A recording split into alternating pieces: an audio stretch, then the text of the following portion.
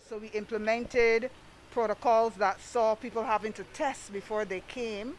And at that time, the rates of vaccination, certainly here in Barbados, were not that high.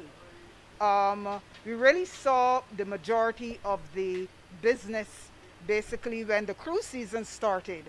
And I was so heartened to hear one of the cruise execs said that if there's one company that they knew would be able to operate in the COVID environment and get the protocols right because of the strict way we have been, that it would be Atlantis. So we started working with the cruise sector from the time the business restarted.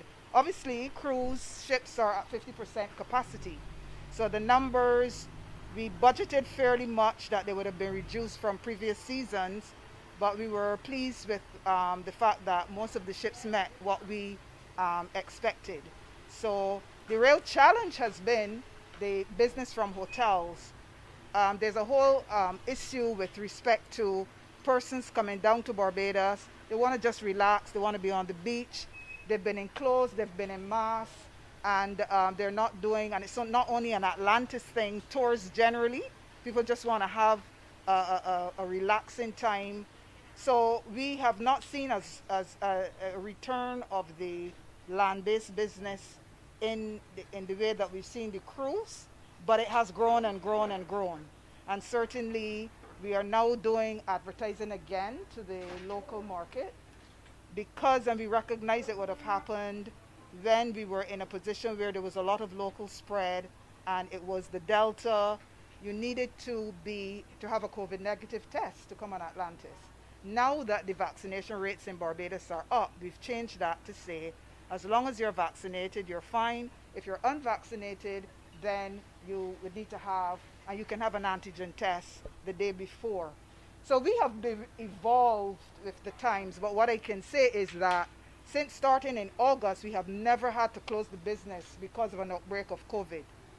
We have taken guests who have come back and said, my exit test was positive.